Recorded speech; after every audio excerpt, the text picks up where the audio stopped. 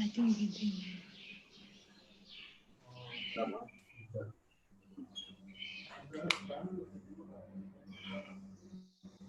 Any subject, bro? Subject, printed. Yeah.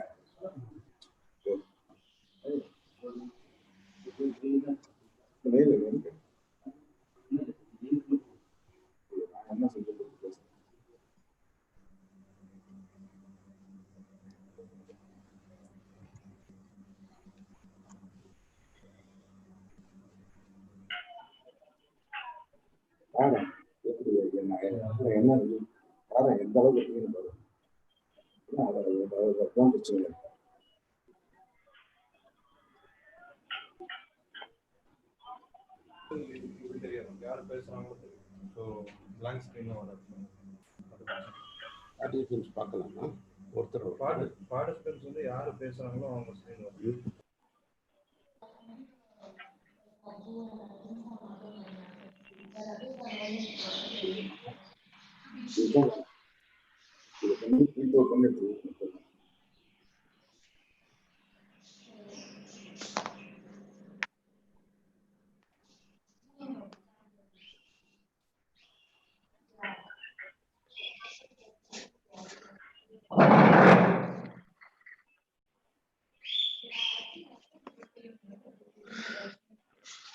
Where's Kalyan? Kalyan's speaking? Sir, he is joining, sir. I just spoke to him.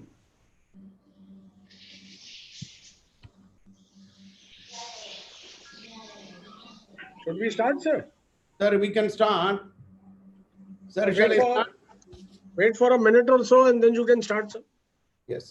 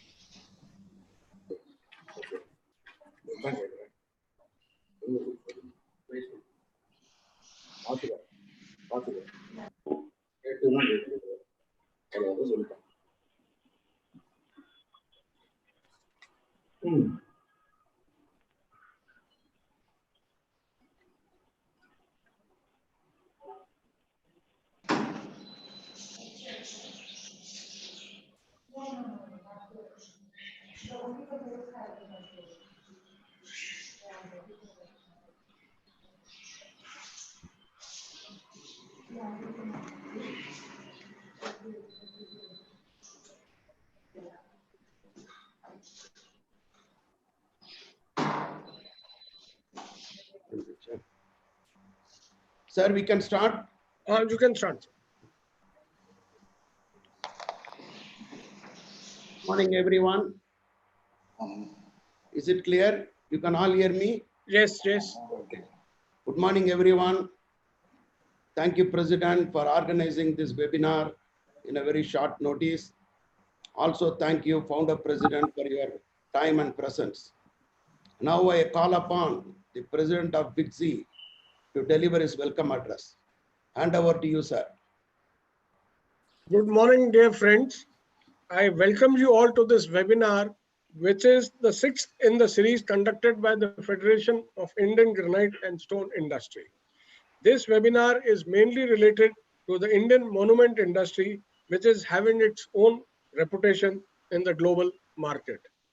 Indian monument industry is having a long history, and the Indian stones are well accepted in the global monument industry. Our monument manufacturers are making the monuments as per the requirements of the buyers, suitable to the taste of the buyer. Majority of the monuments are the artistic creation handmade by the entrepreneurs, which is having aesthetic value. Now even the CNC machines are used by the monuments. Practically all monuments, and especially the lion symbol of Made in India displayed in Stona 2020, were all very well appreciated by everyone who visited Stona in February. Indian monument industry is one of the best performing industry, and they are professionally managed and highly motivated. The purpose of this webinar is to take forward their suggestions to Government of India to boost exports. As you may be aware, we have already conducted a webinar with Shri Sompal Prakash ji, Honorable Minister of State for Commerce and Industry, on the 4th of June, and several suggestions and ideas were mooted during the interaction. We have also written a detailed letter to the ministry on these issues, and the ministry is actively considering these points. On that webinar, many senior officials, even including the Joint Secretary of Ministry of Mines and Director General DGFT, were also present. Healthy monument industry is of primary importance for the growth of Indian natural stone sector, and FICCI will extend all support and take up your concerns and suggestions to the respective ministry. Our panel of experts today are Shri R. Veeramani, Founder President of FICCI and Chairman Capexel, Shri N. Ramaswamy, President EMA, Shri R. Muthu Shankar, EC Member FICCI, Shri G. Kalyan Kumar, MD Katima Exports Private Limited, Shri Ghazanfar Basha, MD Monumental Memorials, Shri Ashokan, who will moderate this session, and Shri Krishna Prasad, General Secretary FICCI. They'll all take up the issues of the monument industry. Even though we are having a large number of monument manufacturers in the country, the issues and problems related to the industry has to be taken with the ministry. I welcome all the panelists who are all our members of a federation to this webinar. I again also welcome Shri R. Veeramani, Founder President of FICCI, who is also a veteran in the monument and granite industry. He will give his expert opinion and also give his views on the prospects of the monument industry. For your information, FICCI has already issued a check of rupees 50 lakhs to Tamil Nadu CM Relief Fund for COVID pandemic. The check is with Mr. Ashokan for the last 1 month, and he's not able to, because of the curfew situation or lockdown situation in Chennai, he is not able to hand over it to the CM. So, but we'll do it shortly. Rupees 10 lakhs we have sanctioned, it will be sanctioned to Madurai Association for ambulance. If there any stone cluster in Tamil Nadu needs an ambulance, we are most willing to offer 10 lakhs for the ambulance in any sector, stone sector of Tamil Nadu. EMA has successfully sorted very serious problems like child labor issue, anti-dumping duties, and other related matters. FICCI is always there for a helping hand. With this, I welcome you all once again to this webinar. Over to Mr. Ashokan. Thank you. Thank you, President. Thank you for your speech.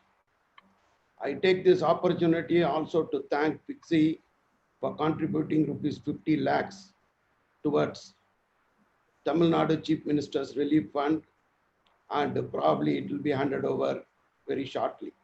And I also thank FICCI for allocating ambulance under CSR activity. Now, see, today we have a power-packed panel, but before I hand over to the eminent speakers, I would like to highlight few points. See, monument products are unique and special in many ways, since it's a product driven by emotions. It is also a sacred product, since the buyers believe the departed loved ones are living in that product and generate a flood of sentiments whenever the buyer remember or see the product. Now there are certain issues, there are certain points I would like to highlight. Point number one is raw material. See, we have spoken, a lot of webinar has happened on this subject, but I am going to focus my speech mainly monument and raw material and monument production. See, if you analyze in the last 15 years, there are only 5 to 6 material driving the monument sale world over. There are so many beautiful materials which were available in the past 15 years back has gone out of circulation, mainly because the quarries are not mineable or leases are not coming or the quality has dropped. That makes only 5 to 6 material, predominant material driving this market. And there is a serious demand supply mismatch. That means the demand is more and the supply is less, the quarries are less. The net effect is the production cost goes up and also the delivery time is stretched. So this is a very serious concern. And also availability of black granite is also a very important factor. In a nutshell, we should all understand one factor. See, the overseas importers are desperately searching for new material because there is an enormous change in the behavior pattern and material preferences by the buyers. Buyers who were buying 20 years back, some colors may not buy now, or they want better color. So in spite of we are having an array of material, we could not market due to many issues. So we should also get material like what we got 15 years back, so that we can improve our market share in the global arena. So this is about the raw material, and the speakers, see, they will explain more. Then coming to imported granite blocks, we let to satisfy our buyers. See, if the buyer is giving orders, we cannot say no. So nowadays, you see, more and more imported materials are coming in. As you know very well, the percentage is ranging between 10 and 25%. There are companies also processing 25%. There are companies processing 10%. So this is there is no other way for us, because you see, if he is going on a material, asking a material, we let import those material. Sometimes the material is consumed, many times it is in stock for several years, adding our inventory. So this will have three effects. Point number one, it is going to increase our inventory. There is also an outflow, foreign outflow. The more and more material is imported, it is going to eat away our market share. This we have to keep it in mind. And above all, when the non-100% EOUs will not have a level playing field.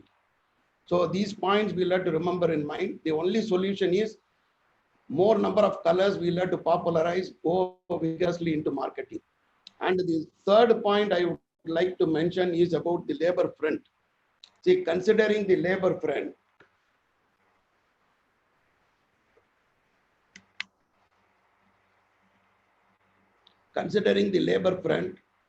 you all know the situation. I feel the time has come for us to go for a simple modernization, mainly to speed up production, increase efficiency, cut down cost, and also control labor over it. So we cannot produce like what we have done. Even 20 or 30 years back, we were producing more modern than today. So modernization is very important. This can be combined with the self-reliance, because you see, we can create a synergy between the Indian machinery builders, Indian machine builders, and tool manufacturers, and monument producers. We can all sit together and create machines which will suit Indian conditions to achieve the objective what I have explained in the beginning. Then coming to, I like to definitely mention something about China, because the global sentiment on China, you know very well, I need not explain in detail. So when the European buyers who are traditionally buying in China, either already started shifting or thinking of shifting. But we can beat them on quality standards hands down. But there is also two very important factors we should keep in mind. When a European buyer dealing with Chinese suppliers, what advantage he gets? Leave alone the price, what other advantage? He can place orders for any material. Every material is available. Even a small quantity, which I have already explained during the webinar about the Chinese webinar we have conducted, China, India. And the second thing, very important thing, is the turnaround time. They can produce faster, and they can supply more number of times in a year. That means they can take more orders. So the turnaround time, when what we need, the time what we need to produce, and their time, there is a world in between. They can cut down drastically 30-40% of the time. And two factors, there are many factors help them, but I consider two main factors. One is, You all know very well, Chinese currency is not a free floating one, it's controlled. And the second thing is the logistic support. There is more sail out, and the time taken between the factory and the port is very less. And these are all cutting down the delivery time. Nowadays, European customers are looking for a delivery because they are not running their business on stock orders. They book orders and place with us. Unless they get these orders in time, they cannot seek for new orders from their buyers. So delivery time plays a very vital role. In these two areas, we have to develop ourselves because more orders are coming in. Then the final thing is, one point is, I would like to mention something about marketing to understand what it is. See, my focus is in Europe. So I have taken two major European power. That is the powerhouse of Europe, they call Germany and France. But France is today the hottest market.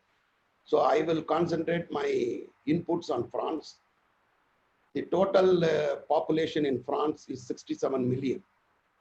And the life expectancy is 81 years. And the median age is 42. In Germany, it is 48. In France, is much lesser. So in France, out of 67 million, every year between 0.9 to 1% is deceased. Please, this is a data, official data I am going to give. This is pertaining to 218 government data from France. So France around 619,000, 619,000 people. So for easy understanding, I am taking 600,000 deceased. Why I am explaining this, there is a reason. There is a huge market waiting in front of us and also huge challenges. The total disease is 600,000. Out of that, the cremation is 40%. 40% is cremated and 24% is family graves. That means they need not to buy any grave. So it's used to, they are using family grave. There is a balance 7.5% divided between three segments. One is other religion and another one is there is no, they are not economically capable of buying a monument. And the third is reusing of monument. See, for example, they can take a place for 15 years for a lease or 20 years or 10 years. After that, you see this place is empty. They need not go for a renewal. So those kind of monuments are reused. Then again, they don't need any monument. So this is, if you add this, 7.5%. So 40% cremated, 24% family grave, and 7.5%, that is coming to almost 72%.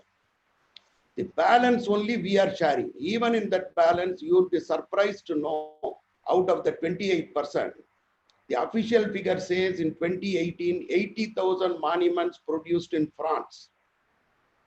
This is by no means a small figure.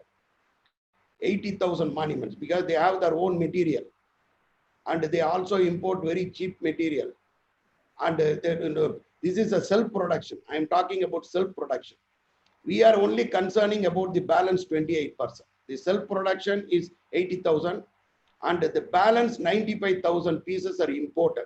That means still China is a dominant supplier into France. The trend is slowly changing, but it will not change overnight because these markets are built over years. So this will take time and there are also other factors. So in a nutshell, what I would like, there is a market for everyone. And there are also equal challenges. We will have to think about this because in 1987, 1% was cremated. In 2018, 40%. These figures can go up. And then economically backward. That means people are having no means to buy. this percentage can also go up. And think about, we have already, this point was discussed in the earlier webinars. Every economy is looking inwards because they are pumping in billions of euros and dollars into the economy to revive the economy, to kickstart the economy. So there can be a local production with local material, or material from Europe can be used more. For your example, I am telling you, France is producing and exporting monument into Poland, into Germany. So but still the figure of 90,000 imports is not a small figure. Then there is also the reuse of monuments. People are reusing monuments. So one side, the market is wide open for us. And in this case, I should also talk about the United States, because United States, as you know very well, the relationship now with the other countries, and they will open out for the Indian monument sector more and more. There is a fantastic opportunity, but there is also, yes, very strong local manufacturing base in the United States. So these are all my main points. Despite the numerous challenges, Indian monument exporters always on top due to their dedication and business commitments and consistency in delivering high quality products and resilient to changes and challenges. Edging out Chinese competition in certain markets is a phenomenal achievement by Indian monument manufacturing community. With these remarks, I now invite the key speaker, Mr. Ramasamy. Can you unmute, please? I will introduce, you know very well, Mr. Muthu Ramasamy is well known to all of you, and the president of IMA. Aman Granite is one of the largest exporters of monument products in the world today. And I invite him to talk on the current industry scenario. And hand over to you, sir.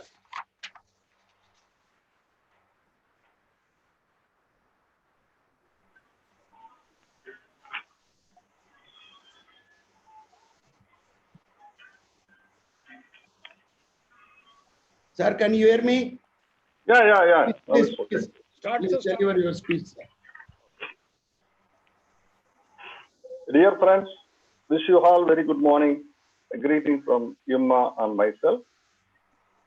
We thank all the doctors and the paramedical staff globally who stand by us in the COVID-19 pandemic situation. On behalf of all of our monuments, on behalf of all the members and myself, I am happy to address an all overview in this platform. In brief, I am presenting my view given the time limit and space provided to all my members to share this opinion. To start on positive note, our industry is functioning with the regular order in hand, which is good for today. And we also expecting this to continue in future. In today's scenario, this industry is facing issue with the supply of raw material. Normally in our monument industry, only 5% import stone was used in production over the past year. Particularly, the Indian black granite was popular in the market. At present, due to scarcity of the Indian black granite and other colors, we have been pushed in import such a material. This has been deep impact in our working capital and also increase our production cost.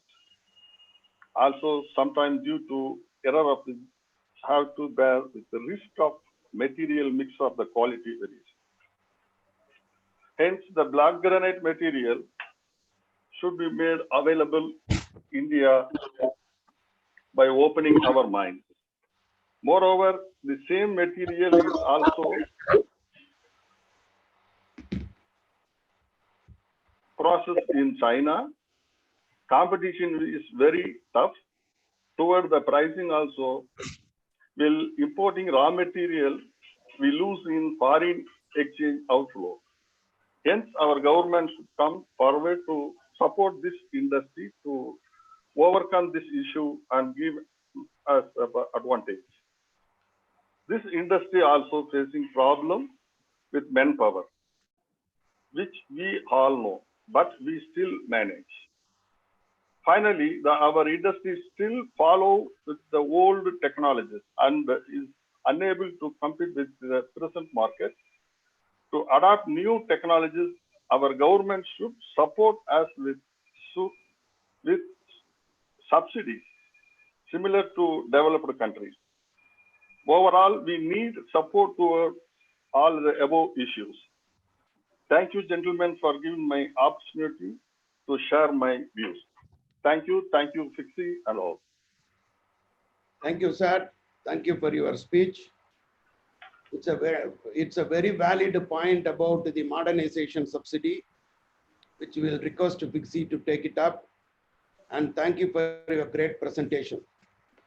Now I invite Dr. Kalyan Kumar, Managing Director of Katima Exports, which has a 40 years old history and a highly reputed exporters of monument products to various countries, special reference to United States. I call upon Dr. Kalyan Kumar to deliver his speech on Government of India as catalyst. Over to you, Doctor. Am I audible? Yes. We can. Good morning, gentlemen. It's indeed a pleasure to see you all on a Sunday morning. And I would like to thank you for giving me this opportunity to talk about how the government of India can get involved in helping our industry, the Indian monument manufacturers in general, and the entire stone industry of India as a whole. I would like to share a screen here. Ashokanji, can you get my screen on the? Yes. All right. So is this screen?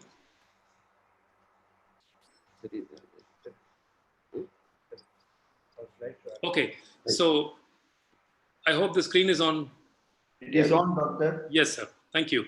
So basically, by definition, a catalyst is a substance that can get involved in a process and make it complete without being consumed in that process. So that definition of catalyst in the perspective of Government of India is also the same what I'm going to talk about, which means that the Government of India can help our industry to get transformed and improve itself without getting consumed in the process. So with that definition, I'd like to continue and take things forward. The most important thing being, as Mr. Ramasamy, our president, has already mentioned in his speech, black granite is probably the most important raw material for producing granite monuments. And it was the raw material of black that brought all the various importers, so many foreigners into India. So black granite is still the mainstay raw material for granite monuments. It almost 50% of a container or even more can be black granite. And Tamil Nadu probably has one of the best black granite resources, dikes running across the state, particularly the northern belt, and has unfortunately got into a roadblock kind of a situation, which needs intervention by the government. I will come to that in a minute. Black granite is our most precious asset of India. And this is something which we have to understand, because we need to keep that in India to be able to value add and offer it at higher prices. And this is something which our patron and chairman, Sri Virmani, has always been saying, that our raw material is so precious, and unfortunately we have not been able to get the required prices. So only when this material is available in India, we will be able to get better prices. The industry suffers from a lack of black granite material, which is the need of the hour. So basically, if it is granite exports of monuments, black granite is the most important raw material. And that is what I'm trying to emphasize here. The next thing is about the present scenario faced by the Indian monument manufacturers, is that we don't have, like we meaning the manufacturers who run factories, we don't have any priorities for granting leases to granite industries, be it in any of the states. We are just like taken as an ordinary villager who can file an application, and his application will be treated on par with an industry who has probably 100 people working for them. So there is no priority. Monument manufacturers do not have access also to proper raw material from state government undertakings, which are one of the largest, which hold largest reserves of granites in their kitty. Precious Indian black granite is exported in raw material form to China. This is what is happening today. On the contrary, this is what is happening. Indian manufacturers are importing black granite from Africa. I mean, this is the current scenario. And how can the catalyst, which is government of India, how can they help? I put it in a very, very simple, straightforward nutshell. Some of these might sound like,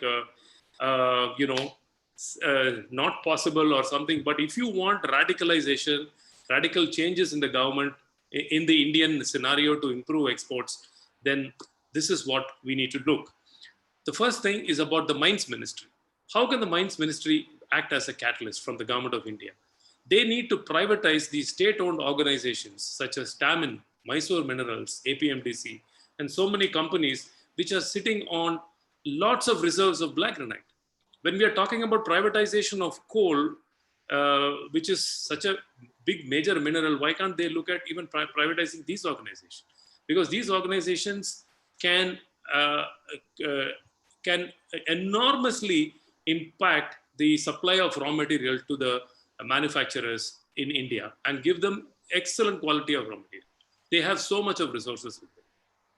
The other very important thing the Mines Ministry needs to do is to provide environmental clearance guidelines for smaller quarries and make it simpler from the existing setup, which is common copy paste from a major mineral to a minor mineral. Now that cannot hold good for smaller mines, which are entirely governed by different circumstances. So environmental clearances, particularly in the state of Tamil Nadu, has been a major problem of late. And due to that, we are all suffering from this. We are not able to get our raw material. The next point is the Commerce Ministry. How can the Commerce Ministry be a catalyst and help us, the exporters? Some of the points here are they need to give us free import of raw material by the non-EU manufacturers under an OGL, which means they don't have to pay the duties because they are anyway going to export the same. So import of raw material under OGL for non-EU manufacturer exporters should be considered. The next point is the duty drawback for non-EU exports of granite monuments have to be brought back to 1.8%, which was what it was, and suddenly it has come down to 1%. So this is something which the Commerce Ministry has to take into cognizance. The other thing is the export duty on black granite for raw material from India may be considered in a way to ensure that the raw material of black granite stays back in our country to take care of our manufacturers.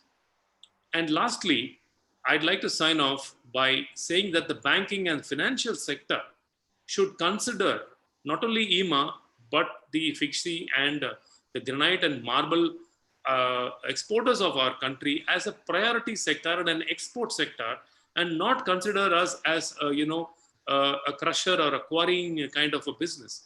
we are exporters and we need to be treated on par with the engineering exports, automobile exports, leather exports, and textiles. So we need to get that recognition from the government to be able to get better financial support in terms of working capital as well as in terms of expansion of plant and machinery. The granite monument industry wants to be Atmanirbhar. We need raw material. We can exponentially scale up our exports. This is no doubt. We are in probably in the best time of our careers, but we need the support and we want to be Atmanirbhar. Thank you very much. Thank you, Dr. Kalyan Kumar. Thank you for your enlightening speech. And now I call upon Mr. Muthu Shankar, who is the Executive Committee member and General Secretary of IMA. His company, RK Glenrock, is one of the leading exporters of monument products and well known in the European market. Mr. Muthu Shankar, please. Thank you, Asheran sir. Respected founder president, respected FIXI president, IMA president, other panelists, and my dear colleagues from the industry. Good morning to all of you, and thank you for the opportunity. Today, I'm going to talk about the manufacturing practices followed in our industry. With your permission, I'm now making it a PowerPoint presentation.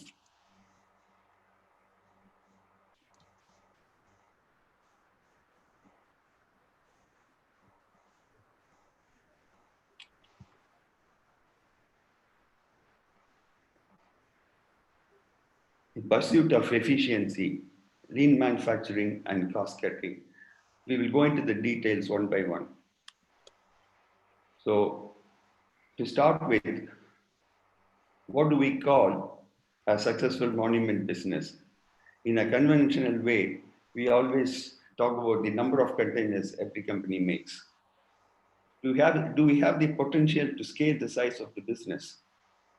Assuming we have enough raw material, we have enough finance, then what really stops us from scaling up from, say, 2 containers to 10 containers, and then from 10 containers to 20, and so on?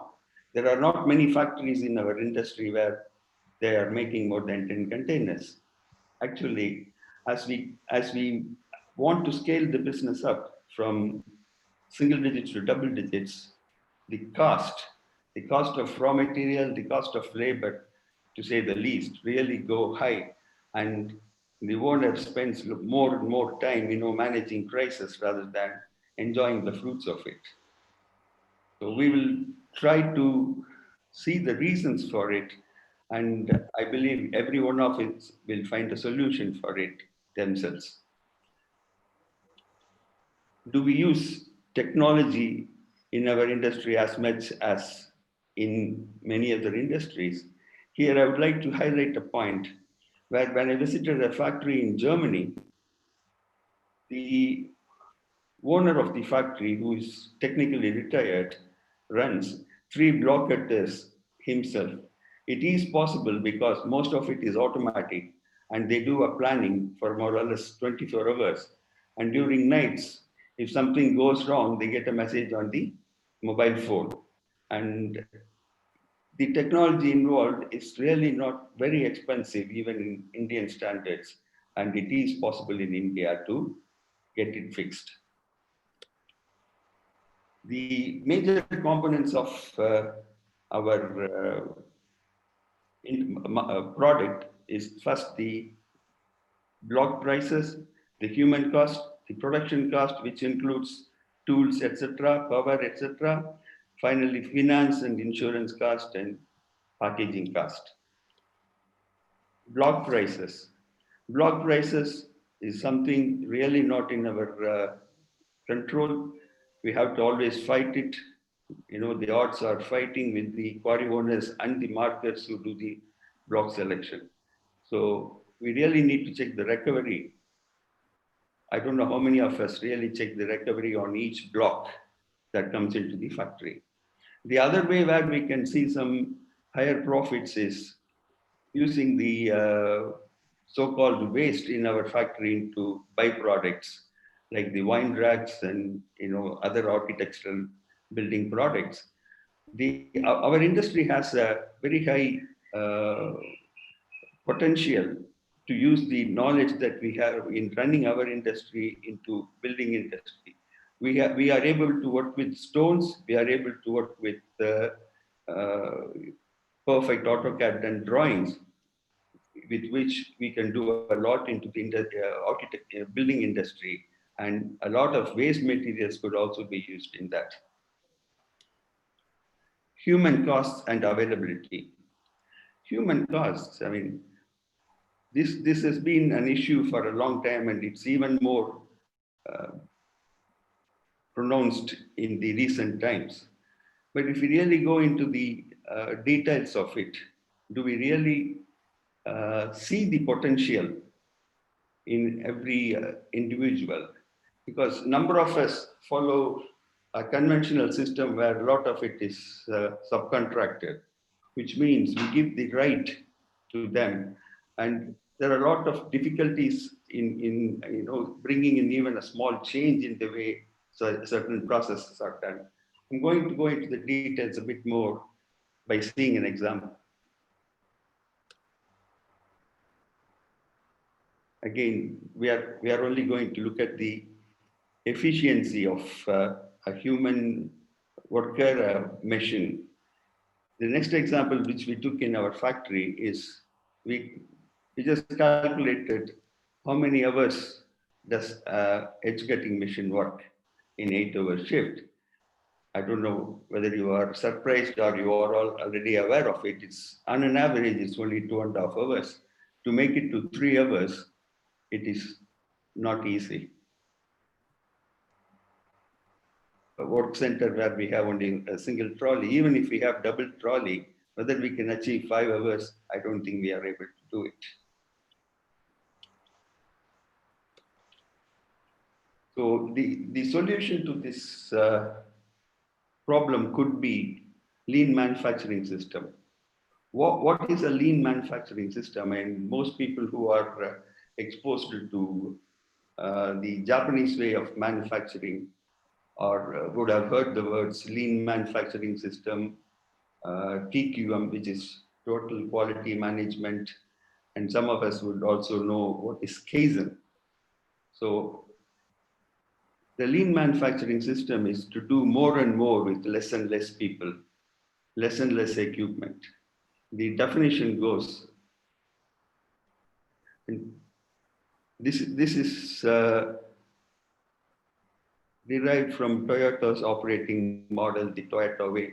I mean, Toyota has really set standards in the manufacturing of cars, and we all know the story of what happened to the American car manufacturers post-World War II. So when we talk about lean manufacturing system, we have to immediately talk about Kaizen.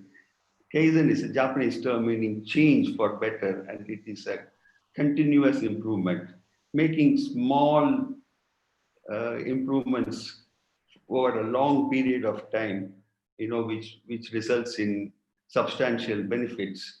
It is like increasing the petrol price by 1 paise or 5 paise every day over a month to achieve 1 rupee hike in the prices. And Kaizen by itself is not any technique. It is the way we think. It is the way we work. So it really decides the culture of the organization. I'm sure in Toyota, it has crossed the stage of culture. It is now probably the religion of the company.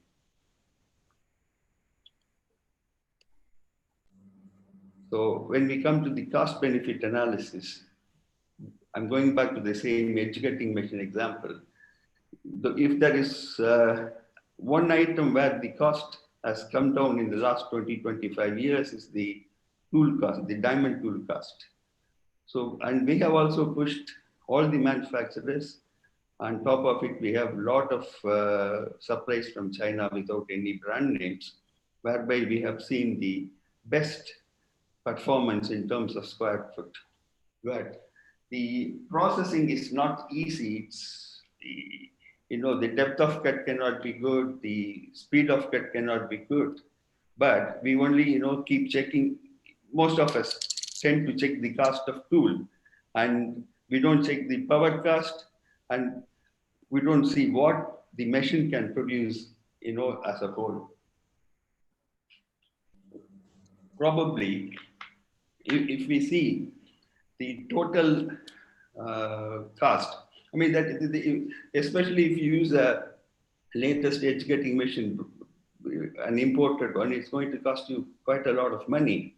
And by using it, if you can use a tool which produces much more than a conventional tool from the current manufacturers, then that's what we have to see. So the real cost, taking into consideration the capital cost, the amount of space that is required to put the machine on, the cost of worker, the power cost, everything.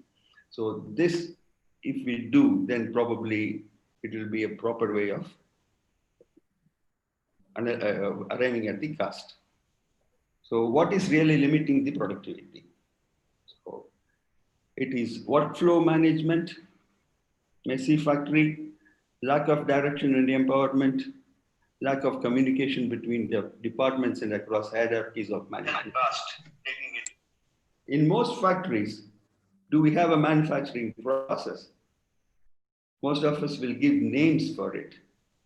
If we are talking about block cutting, we give a name of the person who handles the department. So likewise, we have 2 or 3 people running the whole factory, and they have their own ways of doing things. And we really do not assess the efficiency of processes. And there are simple techniques, and most of which are common sense driven. And if we follow that and put a concerted effort, I think the throughput of the factory will go. By doing this, there are 2 major benefits. One is, as a company, the company makes profit. In other words, we make higher monies with the same investment.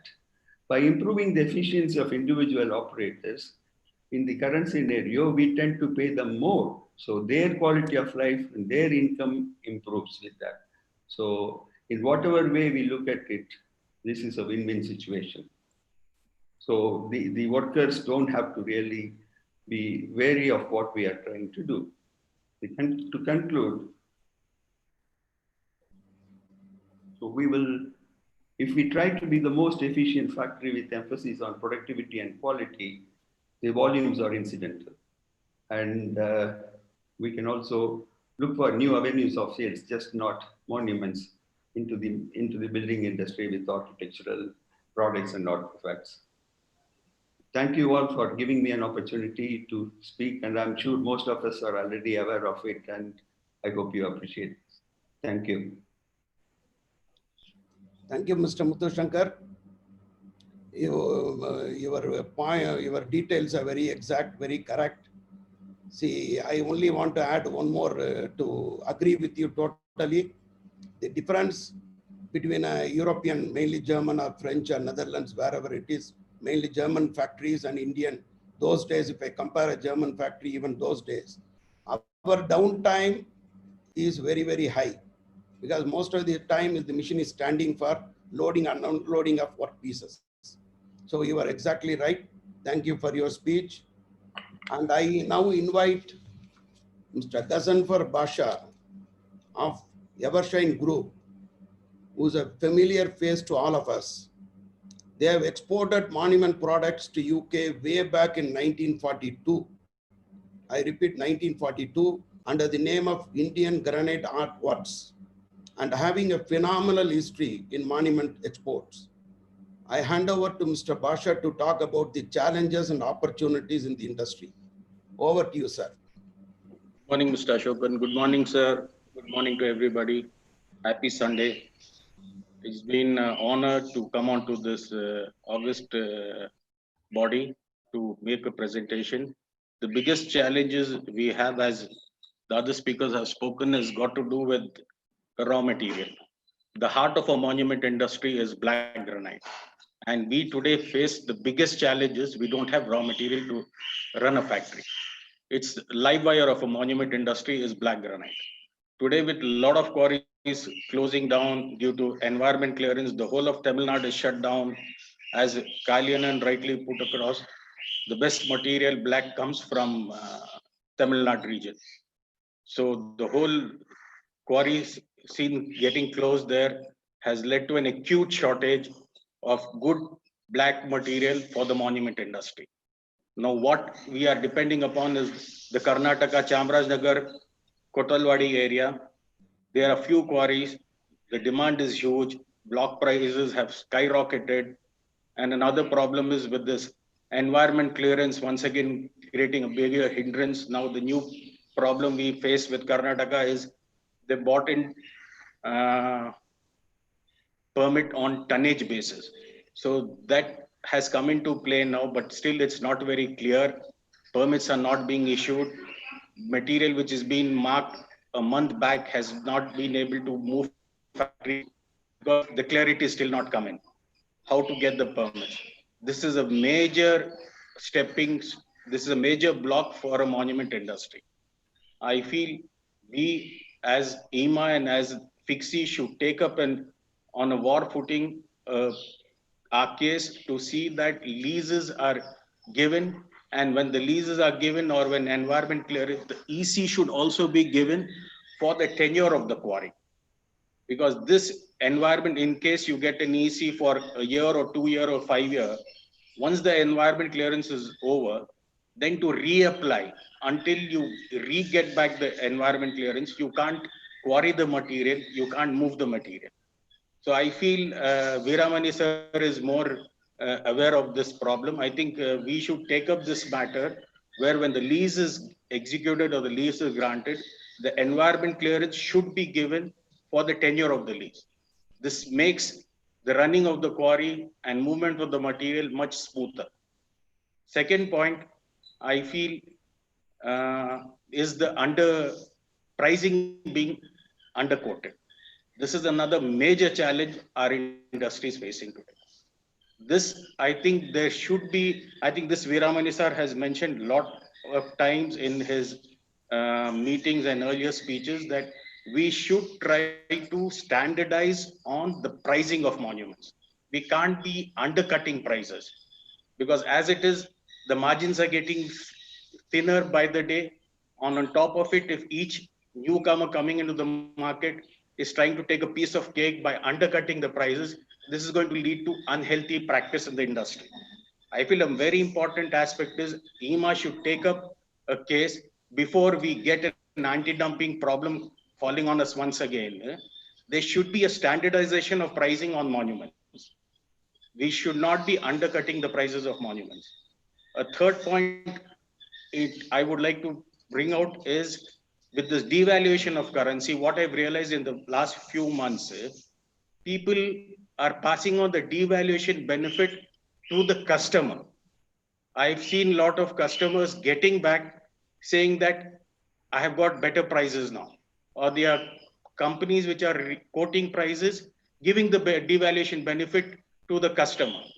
I think the devaluation, the extra money what you're getting is for a rainy day.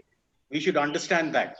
Even if that benefit is being passed on to a customer as and when you're getting it, then what do you get at the end of the time? I think this we have to take it on a very personal note. Each one has to think about it. Any devaluation, the benefit is for you. You don't know what is going to happen in the future. That you can't be undercutting once again by reducing the prices and passing on the discount to the customer. And third, another thing is what I've realized is business is not like what it was a few years back, especially the East European market, which is a new market which is opened a few years back. But this market has become very seasonal. It's only for the first half of the year, you have this market. The second half, they stop ordering material because winter sets in there and they don't have a market. They can't do outdoor installation. So with the market getting seasonal, it becomes difficult for factories to maintain labor who are on a pay scale. It's getting difficult by the day. Here I suggest we should take special status for a monument industry from the government and see that we are given some additional benefits, because most of the monument industries are rural areas. We are giving job employment to local people, otherwise who have no source of income. On top of it, we are doing monuments which are more complicated, so you have to employ a lot of skilled labor. And when you have no market during the second half of the year, we get difficulty trying to maintain these kind of labors. The government should give us some subsidy for this. And most important, I feel, another major factor which is draining us with finance is concerned is the GST. Whether it is a EOU or a non-EOU factory, the major part is all monument does not have an Indian market. Monuments is only for export. We don't have a culture in India for monument usage. So what all you produce is only for exports. It's not for the domestic market. So I think we should get a special status for the monument industry. What blocks and consumables, what is used in the manufacturing of monuments should be exempted from GST, so that, because you pay up the GST, then to reclaim the GST, it takes you minimum 3 to 4 months.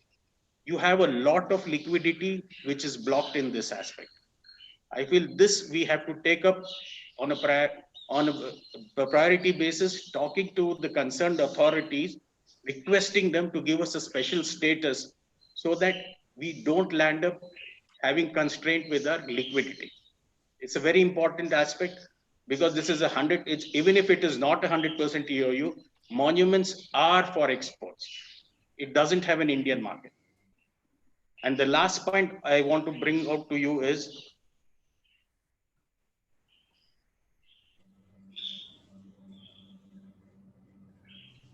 and government should give us some cash incentive. There should be an incentive, subsidies, which should be given to us. This is the challenges I feel the industry is facing at the moment. And opportunities, yes. The COVID, I would say, has made the whole international market sentiments go against China. We feel the opportunity opening up now is the Chinese, if not now, in the coming near future, the Chinese market of share will come to India. But are we prepared for it? Do we have the raw material for it? Are our banks and financial institutions helping us to expand our businesses?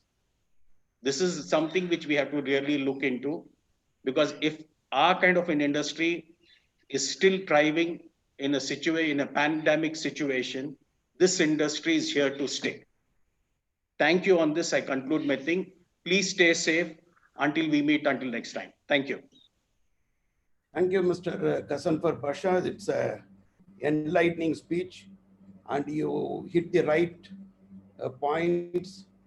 I also request Vixie to take up this point on the working capital, what he mentioned, because the working capital, what we have, they have given 20%, is no more relevant, frankly, because the working capital cycle has been stretched beyond a limit. The production time has gone up, the material is not there. Even we produce, the vessels are not there, so it's taking longer time to transport, logistic support.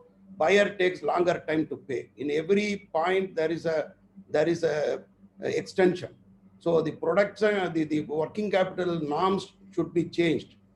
With the same collateral, they should extend more working capital for export units. So this is a point we should take it up with the finance ministry. Now we come to the very important segment, which we are all eager to listen. Our founder president, Sri R. Veeramani, is the Dian of the natural stone industry in the world.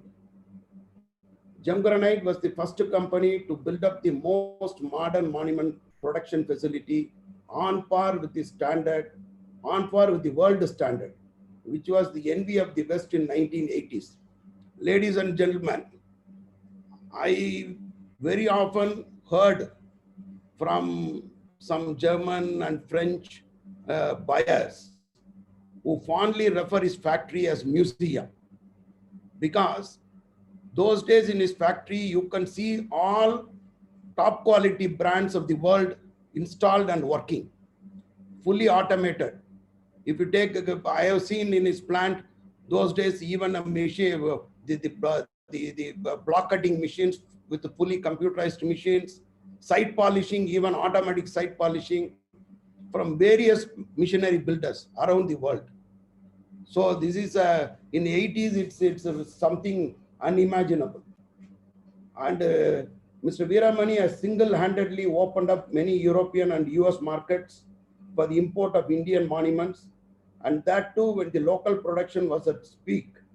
The local industry in Germany, France, US, they were all at the peak. And in the respective market, he was launching the right material to satisfy the customer and penetrating the market.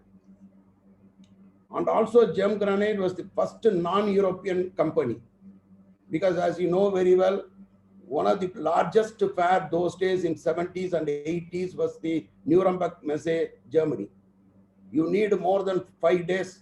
The fair is only 4 days, but you need more than, in 4 days, you cannot see all 13 halls. That was the size of the fair. And they were not allowing, first it was only for German companies. Then they extended to the European companies. They were not allowing outside Europe. Gem Granite was the first non-European company to participate in the most prestigious Stone Tech Messe, Nuremberg, way back in the year 1991, that is 30 years back, and popularized Indian colors and processed material in a very big way. Gem is still a very dominant player in this field. Now I invite him to deliver his expert opinion. And also, sir, with your huge experience, we are keen to listen, hear from you. What is your take on the future? Over to you, sir. Sir, can you unmute? Huh? Sir, can you listen?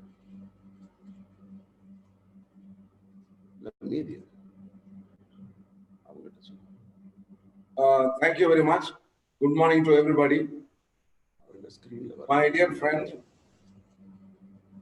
Mr. Sundar Singh, the president of FIXI, and Mr. Asokan, the moderator of this webinar, and Mr. Ramasamy, IMMA president, and Muthu Sankar, and Kalyan Kumar, and Ghazan Basha, and everybody. It's a very nice function, a nice discussion, wonderful points. But the point is, what is the use of ourselves talking to ourselves? I want to make it a specific point. We are only grumbling, complaining against ourselves and against quarry owners, against the state government companies, and like that we are talking.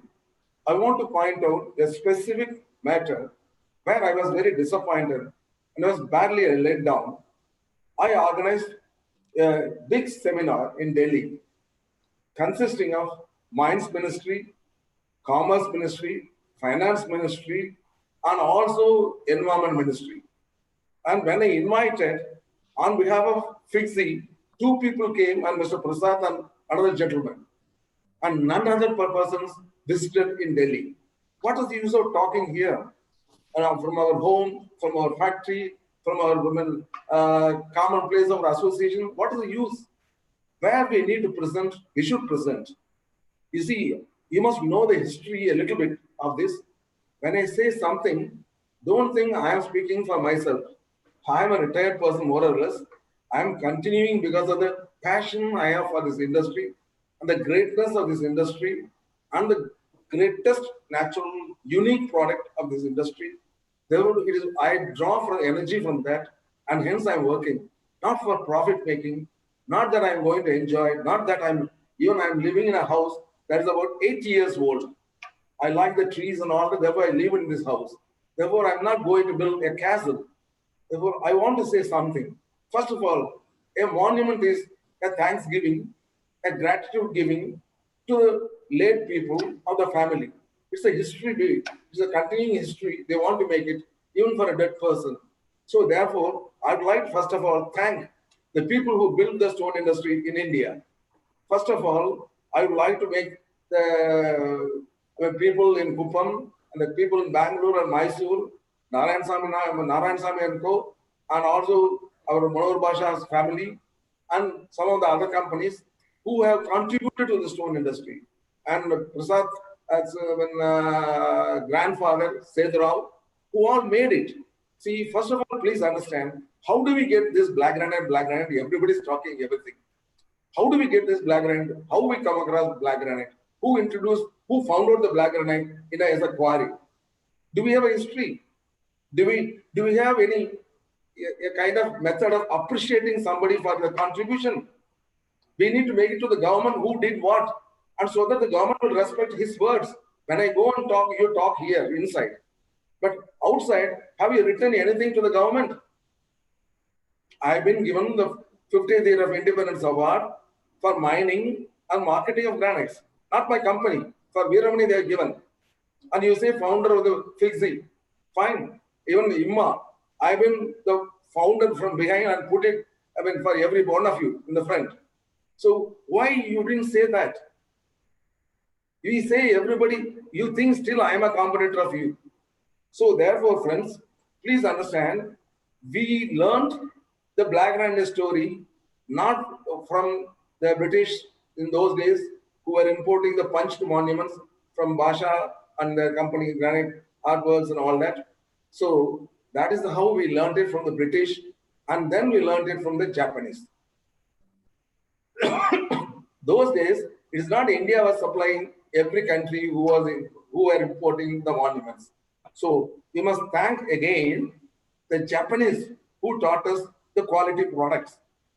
The Japanese originally were importing the monuments product, black granite, only from two countries. One is Sweden, the best black granites in the world.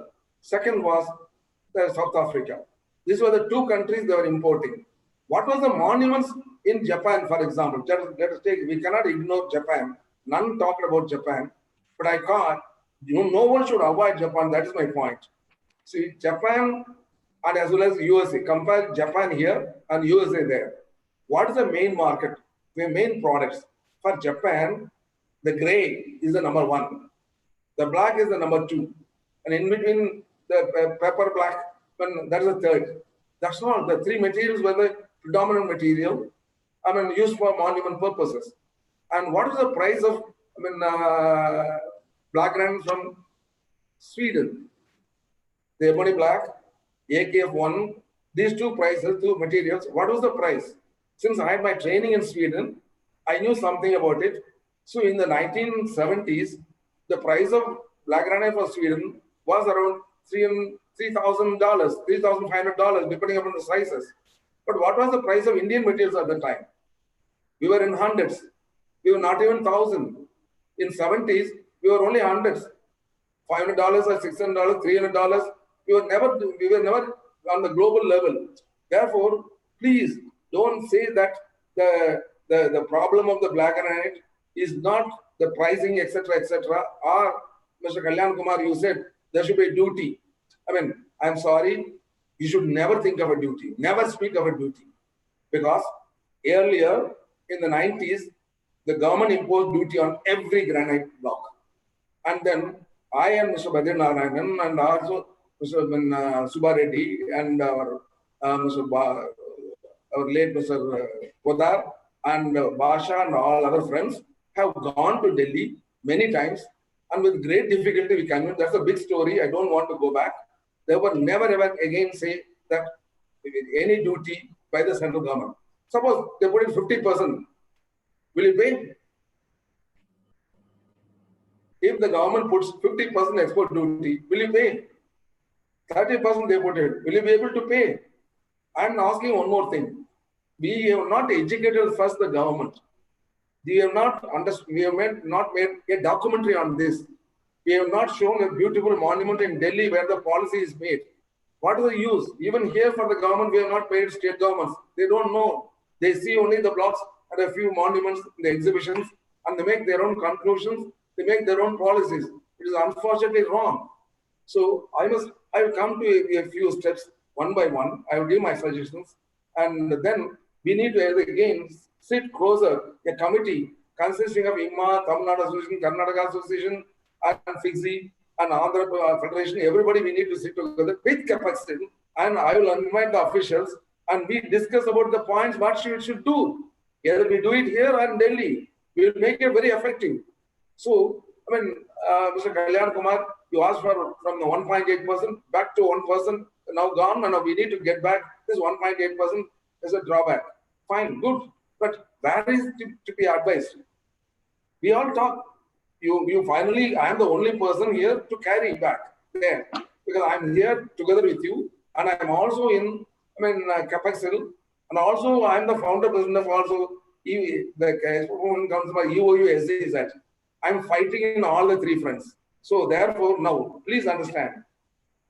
I am asking one important point.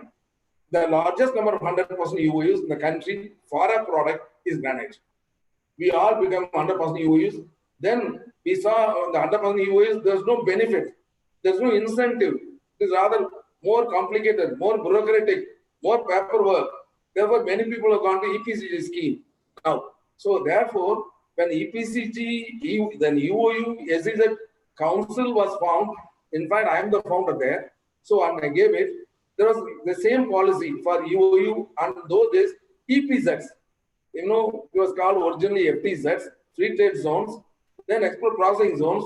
Now it is when special economic zones, you know, export zones, SEZs. So what is the difference? The difference is we were the largest contributors in the 90s and 2000 for the exports as a manufacturer, value added, technology added, competitive to the global standard. We made products, but why we were not rewarded? Why we were not recognized? Why, when we were facing the anti-dumping, I mean, in Europe, when the government has not come, no state governments came to our help.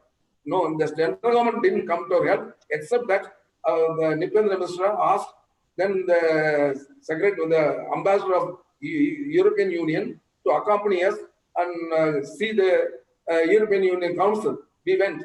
In fact, when we engaged the lawyer, I had to argue for about 1.5 hours. We were 7 judges. So therefore, there's a big history. Now, what I'm requesting, the EOU, whatever special things have gone away, that we should get back. So what I'm saying that we should not pay the GST and get it drawback again. You please treat us like, SEZs, where we don't need to pay the GST. Please see the input output, and if there is somebody misusing, punish them. So therefore, we should be treated. Before every exporter used to give a hedge fund, you need not pay any taxes. So like that, every month we give a return and saying so much exported, and if there's anything in 6 months or 1 year, let us reconcile and make it. Let us not be considered that we are cheating or anything. There can be a mistake, genuine mistake also. Therefore, this first of all, this EOU you need to get it. That is one. And also, SEZs, EPCG units also need to get the machines and all that. Now we are getting, of course, raw material also from any country that we need for export productions. That we will try to work. Third thing, I have been requesting for long time. You all need to voice the same thing, not everything. In fact, we should have a rehearsal before this webinar, what we are going to talk and how we should focus it, how we should make a kind of minutes and record it, correct it, and send it to the government of India and state governments. That's very important. For example, you start an EOU, you run it, you export it, you have a very good value addition you are given, net foreign exchange earning you have contributed to the country, and you have created so much of employment, development, rural development, etc., etc., etc. But there's no recognition. So what should we do? I'm requesting all of you that we should pass a resolution that after 8 years of the EOU coming to this thing, it should be made available. All the incentives and all that should be given to EOUs. So there's nothing wrong. You are importing duty free now. The EPCG scheme, the machines. Therefore, we should do that. That is the first point. Then second point, Sir, all of you are complaining the black granite. As I said, see, the prices are going up. My complaint is the price should have been higher. And the prices of the raw material should have been, blocks should have been much more higher on the basis of even Sunsea black. What was the price of average black and big blocks?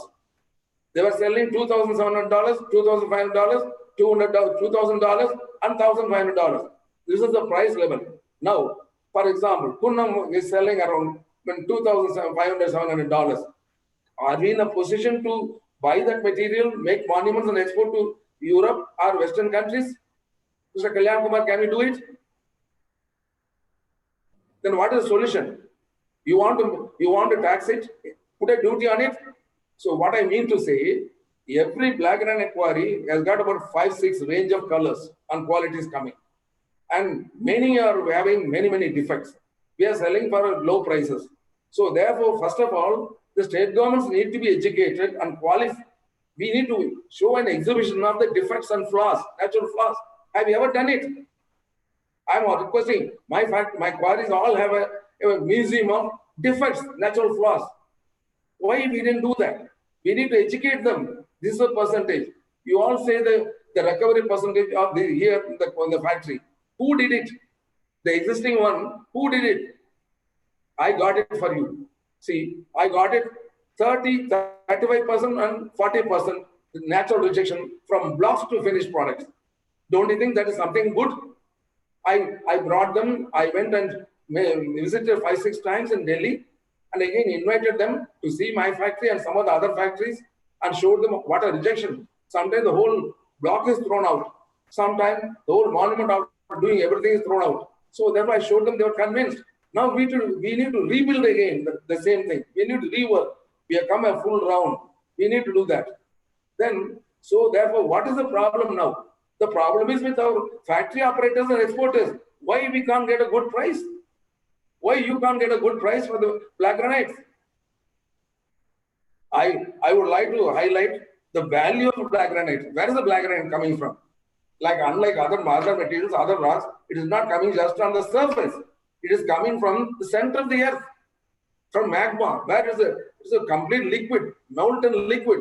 That's why it is looking like a steel, metal. So therefore, it is the most valuable thing in the world or in the universe. Therefore, we should highlight that. And we are not educating even the buyers. And again, one more thing. I used to draw and show to the buyers that after 5 years or 7 years, you will not be able to buy from this quarry. People used to be wondering why. Because when you make a quarry on the surface, I just show you, when you make a quarry, it may look like this straight, but it goes with a 45-degree lineation on the ground. Here you have the earth pressure, rock pressure, water pressure. So with that, when you go down, it is coming like a pipeline from the center of the earth. Therefore, when you go, the width of the dike will not be the same.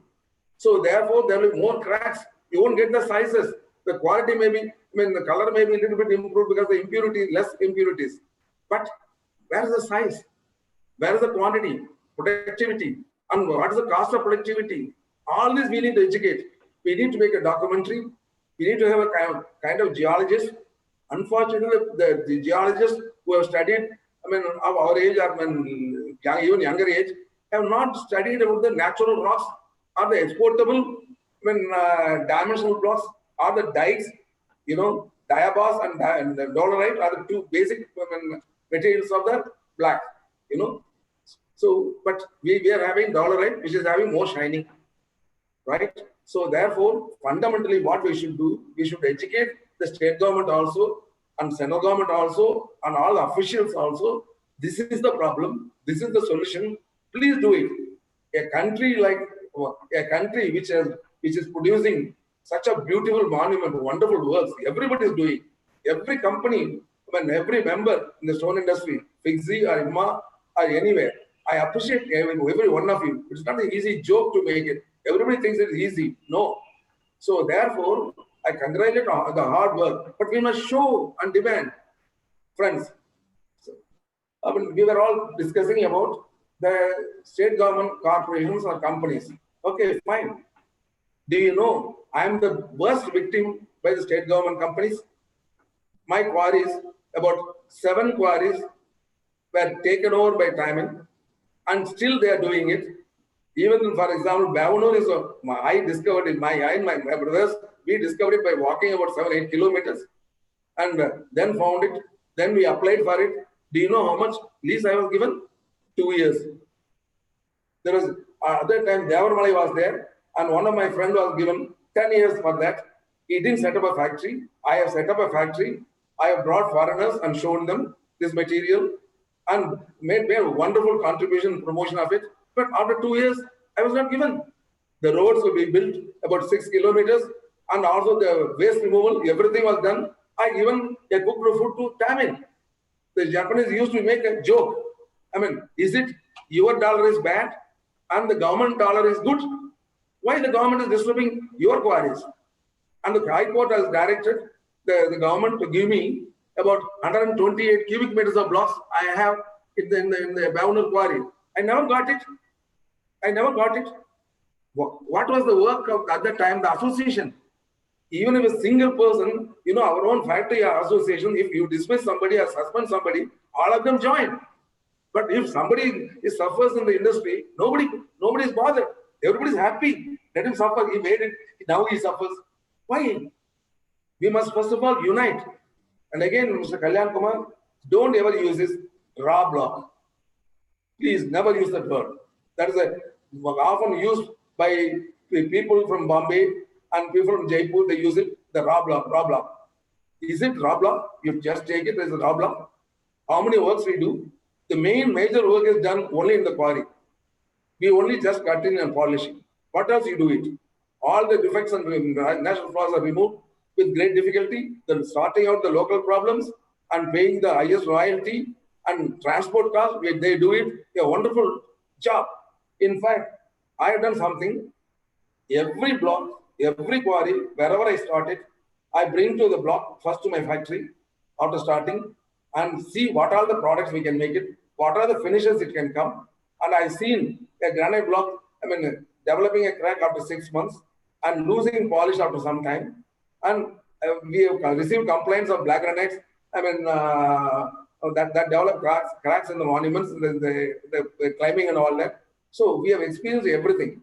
Therefore, friends, now let us look what are the materials originally started by the monument industry, black and gray, right? These were the two materials we were exporting for Japan and also for the Western countries. By Basha, my friend Mr. Manohar Basha knows, Gaston Basha also knows. So now, therefore, I want to say that. Now, how many granites we are using it? You see, Paradiso we started, Multicolor we started, Kuppam Green, all that. The three things are started by Mr. Basha, Manohar Basha, Evershine. Then Twilight by us, BS4, Imperial Red, Sentinel Red. Then come Viscon White. Then Bahama Blue, I gave the brand name. New Mahogany, I gave the brand name, I developed it. Then Sapphire Brown, and then Tan Brown, Brazil Blue, Mr. Badrinarayan started it. And there are so many other materials. I don't want to go again because it will go very long way. So therefore, friends, did you ever congratulate anybody who has started a quarry from which you can get the block and get a monument, make a monument, make your life? Have you ever appreciated? We only complain the people not giving, government not giving, but we have not taken the steps how to present it. So please, let us make a presentation. Let us make a documentary. Even CNN or any of the big, this thing, we must invite. I tell you one thing, I feel sad. A country where people with so much of difficulties and with hazards in those days, import is a big problem. And with such a big difficult atmosphere, people have developed and grown and giving competition to the developed countries. They must be appreciated. The whole industry should be rewarded. Any exports done by our monument people, we should get about 5% outright incentive for the extraordinary work we have contributed, which no one has done. Tell me which other industry has done. If you treat granite as a mineral, Tell me any other mineral doing all this job and competing with the rest of the world. So we have done extraordinary work, but the reward has not come. That is because of ourselves.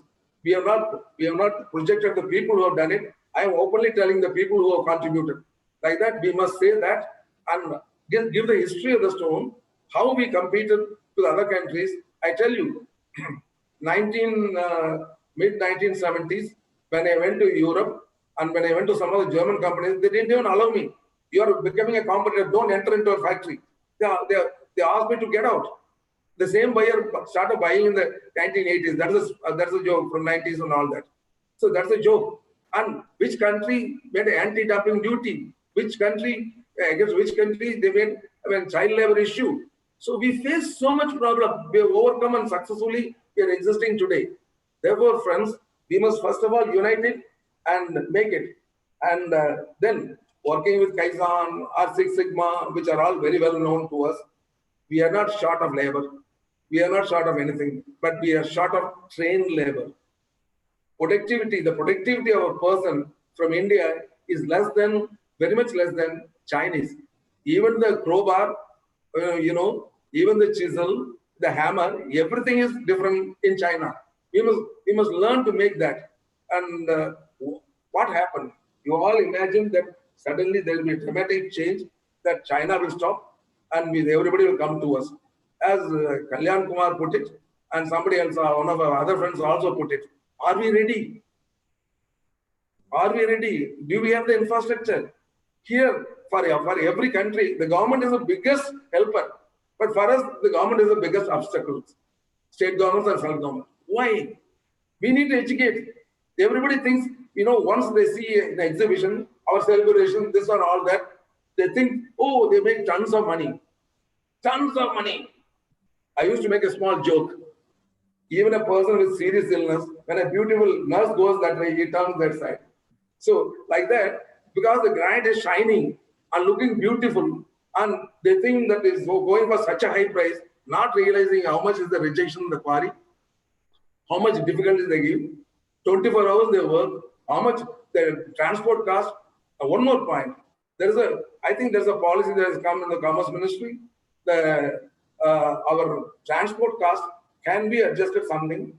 For example, we are bringing the materials, sandstone and the quartzite and all that from Rajasthan to here, because you can't get a finished product there. There is not a single monument factory in Rajasthan. But genuinely, if some other materials are there, we can do that. So now we are bringing nearly 2,000 plus kilometers. And so also materials coming from Orissa and all that is so long. So therefore, we need to make first of all the granite quarries who had opened first need to be appreciated, and that quarry should go back to them. Whether it has gone renewed or not renewed, we should agitate and get it. It should go back to the person who has done it, who suffered in those days. That is the one principle. Second point, now there's a very extreme danger that in Chamarajanagar and other places, near the quarries, near the forest, every forest is changed into animal reserve, tiger reserve, elephant reserve, but there's no human reserve, there's no industrial reserve, there's no export-oriented industry reserve. So I would suggest a good point that we all should agitate, especially for Mr. Prasad. I'm requesting this to note it. See, they say from the forest boundary, you go back and you don't do anything, 1 kilometer, 2 kilometers, 5 kilometers, everybody imagines, everybody says that. But unfortunately, nobody sees the huge investment we have done it, and the efficiency we have done it, the infrastructure we have done it, and suddenly they take over. I have done in Pala a quarry, where we put about 12 kilometers U-bends to a quarry located about 2,500 feet above sea level. And that, after doing all that, when we did it, and that is the birthplace of the forest bandit, Mr. Veerappan. So we were doing it. Now the quarry has been stopped, as they declared it as the elephant reserve, and our produced material, beautiful material block, as about 400 cubic meters. The government has not allowed us to take it back. Also, is it a civilized approach? Is it a proper approach? A man who really, we have not gone illegal and done something wrong, but for doing something good, developing that area. Now we are punished. But I would suggest now, when there is a forest boundary, let the government go inside 10 kilometers, put a fence and prevent the animals coming close to us so that the infrastructure work, including farming and everything, can go on. Why not we do that? In Finland, Norway, and also in other countries there, I mean, even in CIS countries, Russia also, everything is in the forest. The quarries are in the forest. They are allow it. Even Brazil, they allow it. You need to only develop something else. If we are asked to develop the elephant sanctuary or a wildlife, tiger sanctuary or anything, we could do it. We could contribute and make it wonderful. Making one of the the famous one in South Africa called Kruger Park. We can make a group in the Indian Wildlife Park. We can make it. All of us, we can make it. Contribute and make it. Let the animals be there safely, and let us do the business here safely. We must do that. Please take this idea and let us sit together and chart out 1, 2, 3, 4, 5 and do that. So, friends, what is the ultimate? Now, if I can talk hours, there are a lot of points. I can't meet every point in this webinar, but all of you are very much interested, passionate, wonderful. First of all, I mean, have you ever said how many countries are producing monuments from their own material or imported material? Have you ever educated the government? No. I only say sometimes, but where am I supported? See, China is the biggest producer of monuments. For example, nearly 1 million tons of monuments are exported to Japan. Are you going to capture the Japanese market from here? After this, Mr. Kalyan Kumar, tell me. Why? The whole world is imagining. Why? Because first of all, Japan, from about 40% black and 60% gray was the original level when we all entered, right? We are going to be 50 years next year, okay? Now, the situation is different. 80% it has become gray, whereas Chinese have got many varieties of gray, which no other country in the world has got it. How are you going to compete? And on the contrary, why our 40% black has come down to 20% or even less? Because the government has not given the leases and no renewals. So this material is not reliable. Better we go to the traditional material available with us. I mean, gray. They've gone to gray. So they are successfully making it. And one more thing, which LVR Siva Prasad knows very well, and Mr. Muguddin knows very well. Do you know Aji Gray? Aji Gray, you know it, Mr. Kalyan Kumar? Mr. Basha also knows. Your father knows very well. Yeah, so very expensive also. Very? Tell me something about it. Very expensive gray. Yes. Why is it expensive? Less availability and Japanese protectionism. No, sir. There's a big history. The history is samurai days to the emperor days. They used to use that monument, the Aji Gray. And Aji Gray, they made it like a home, their own home material. And therefore, the prices are very high. Even today, the material from Aji is costing around $40,000 per cubic meter. And have you ever compared which is the nearest material, to that material in India? Have you compared it? Have IMMA did it or FIXI did it? I've done something. I have a material, one material, which that material, $2,800 per cubic meter, I could export grade from India. That's all. I could make it even 5,000, 6,000, but again, somebody is offering at cheaper prices. Therefore, friends, now, China is the biggest producer of granites. USA also is the biggest producer of granites. And India comes nearly third. France produces a lot of monuments of their own for exports and for themselves. And again, Poland is the biggest producer, and Spain is the biggest producer. And every, Catholic Christian country is using a monument for the dead people. Therefore, either they produce or import it. Therefore, it is not that the monument market is going to disappear. It will be there. But how do we seize it? How do we consolidate it?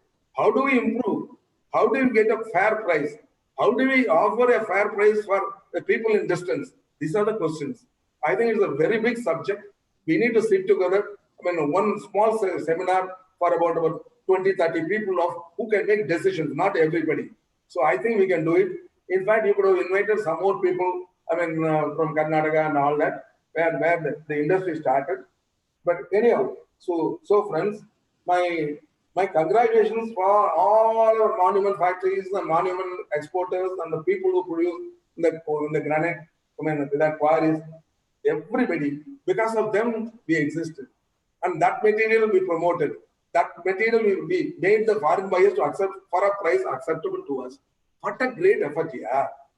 And I have been carrying 30, 40 kilos by hand, and so also Mr. Badrinath, so also Mr. Basha. At that time, there were only about 5, 6 companies who were exporting. How many companies? Today, how many people are there? There are clusters now everywhere in the monument industry. The monument industry cannot grow.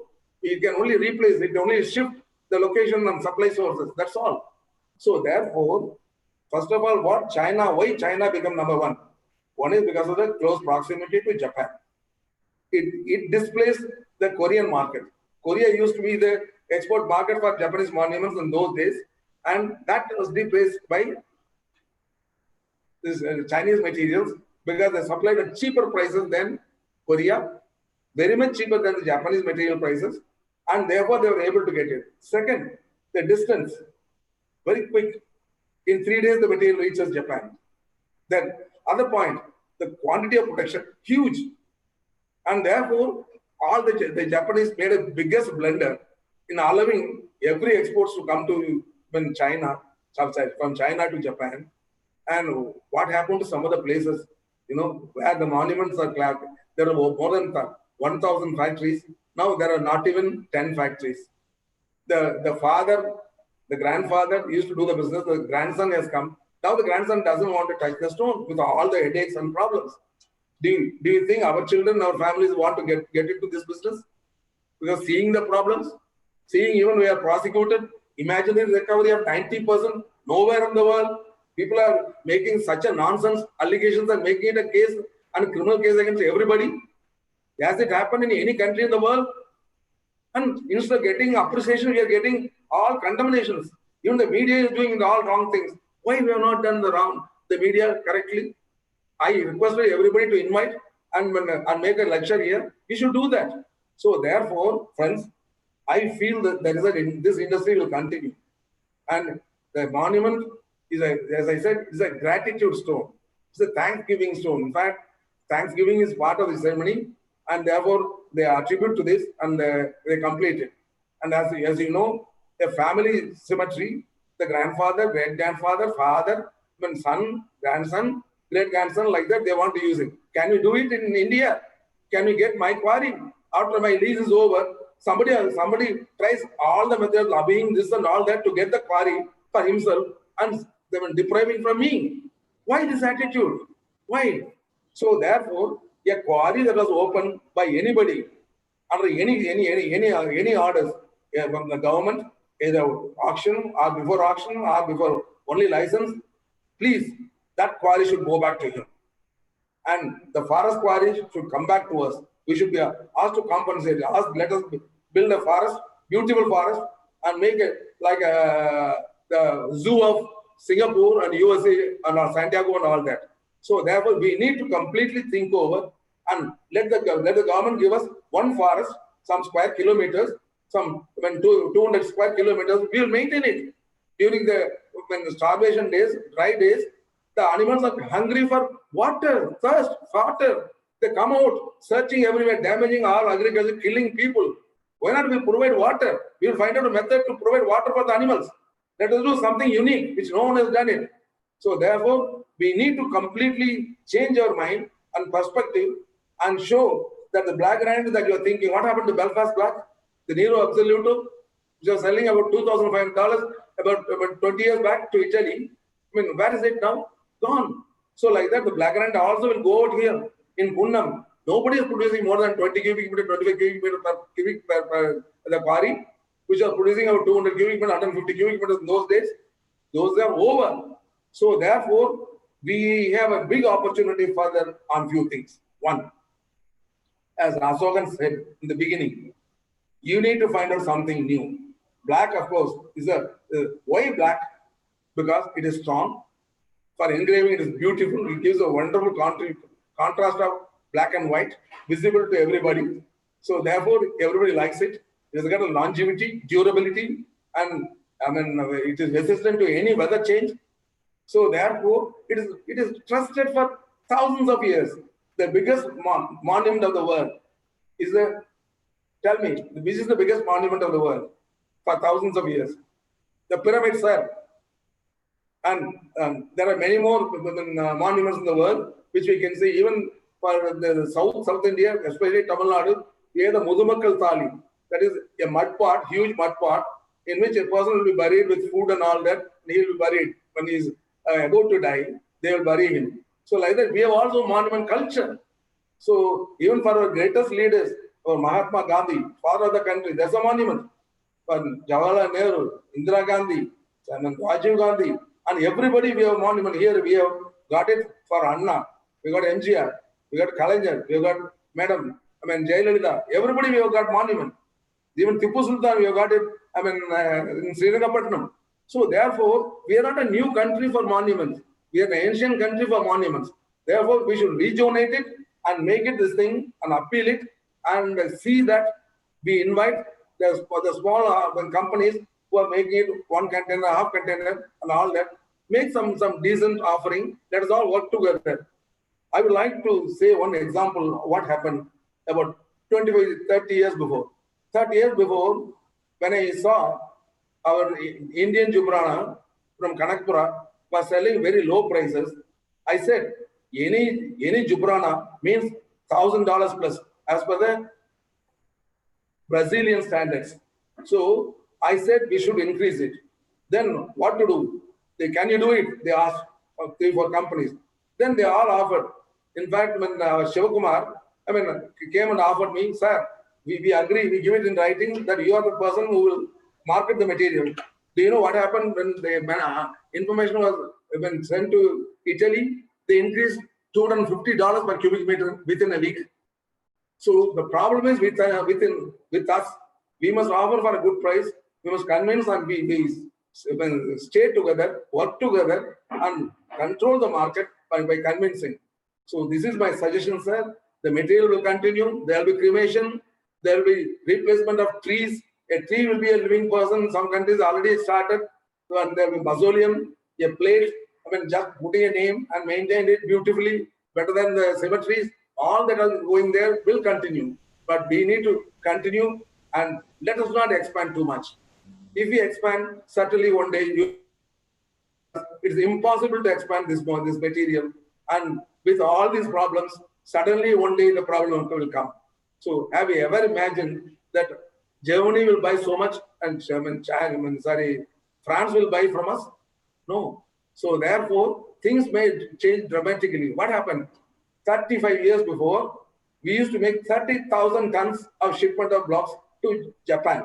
Now how much is going? It happened. I always watched the history of the granite.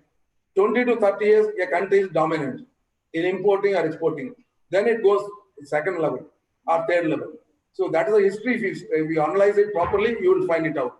Therefore, my dear friends, let us work together. Let us ask for the, some support and incentives more from the government, which I assure you, we will work together. We need to find out a formula, because whenever we make a request to the government, they need to apply their common principle for extra, which other people also may demand.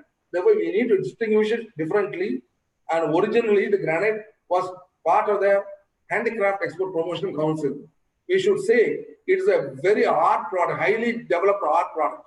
We need to classify from the granite this kind of mausoleums, huge mausoleums, or crypt mausoleums, and all that, and the monuments, a lot of artworks and speciality. We need to make it differentially, and we ask for a special prices, and the government should give it. And for such materials, the state government should reduce the royalty rates. And tell me, all of us are here. We go to many countries, and you also visit some foreign countries, some foreign quarries. Mr.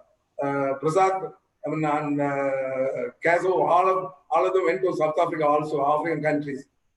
Where is this kind of highest royalty? Which countries are also asking money for district rural development fund? Who is also imposing GST? Who is imposing other taxes? Why? Why? Do we need to not to survive? So therefore, we need to show that all. We need to make a beautiful exhibition, and we need to make a mini beautiful exhibition, taking our material to Delhi and making the government to understand somehow we must need to meet after getting an appointment with the Prime Minister and the Commerce Minister and Mines Minister and Environment Minister and also Finance. Finance is very important. Therefore, my dear friends, to compete effectively, we need to have a ground support. Without a ground support, our own government's non-support, how do we succeed? We are fighting against well-developed countries. See, for example, in USA, you know, there are more than 100 years. There are about half a dozen companies, and the president of the United States come for the centenary of the Rockefeller, the Barry Vermont area, which celebrate 100-year ceremony. So therefore, we need to highlight it and make it public, sir. And if you have any other questions, you can ask it. And I asked one more point. Long back, I am fighting. 2 points. One, we should have a development fund, which I asked 15,000 crores about 20 years back. That should be reserved for the development of the industry, both from quarrying and also from factory. We should have it at cheaper cost of 4%. That is an important thing. We should fight it out and prove it, justify it, and get it. We are the highest net foreign exchange earner in the export front. We should justify it also by proving the facts and figures. Please understand. No doubt, we are importing, blocks from other countries. Yes, I agree. About 15 materials are coming to our country for processing and exporting. That's what leather people are doing. That's what textile people are doing. That's what other metal people are doing for making some specialty things. For car people are doing and importing many things. Therefore, we need to highlight it and see that how we should be compensated for that. And we should also highlight that if you do that, we will make it better here. You give us the quarries available here, save the foreign exchange. Why foreign exchange should go outside instead of coming back here? Then the second point, I said, sir, all the earth-moving equipments, like the front-end loader or the excavator or all other machines, should be given a 100% depreciation in 5 years, because we can't use it anymore. If we use it, because the highest, resistance, hardness, and Mohs scale is granite. Don't compare it with excavating mud, sand, and all these things. We are working at the hardest work. So therefore, let us work. And again, let us prove to the government, state government, central government, establish that the recovery is only 5 to 15%. This is the average. Don't think only for 1 year. You must think of the entire lease period. And also, for other fronts, I'm saying, when you keep the dump waste, there's about 20% wastage by flying, air flying, take away the dust and all that. And also when the rain comes, it washes away and takes away the dump waste. So these are the points. Friends, let us all work together. There's a big future, at least satisfactory future. We must do it. Modernization and also optimum utility, labor training, all that is secondary. That is within our family, within our building. But there is a huge issue that we have to solve with the government. Right, sir? If there's anything else, I thank Fizi, Imma, and especially Mr. Ashokan, and all participants here, and everybody. And I sincerely thank you. At least today we are able to talk, because of the benefit of the corona and being a Sunday, we all concentrate very well because we are fresh in mind. See, I'm not reading everything. See, therefore, friends, let us do well. Then it will Six Sigma, we will do it efficiently better than that. In fact, for one American company, an Indian went and did the Kaizen and Six Sigma principles. And I had been to the factory also. Thank you, sir. Thank you, sir. Thank you. Sir, thank you for your stimulating and thought-provoking speech. And thank you for all eminent speakers. I now pass on to the General Secretary, Mr. Krishna Prasad, for vote of thanks. To Prasad, please. Before that, Mr. Ashokan, if there are any questions from the participants, Yes, we can take those questions. we can Kindly reply check if there are also. any questions. See, Mr. Shivkumar wanted to say something. Mr. Shivkumar, okay, now, Naveen, can you, Niranjan. huh? Niranjan.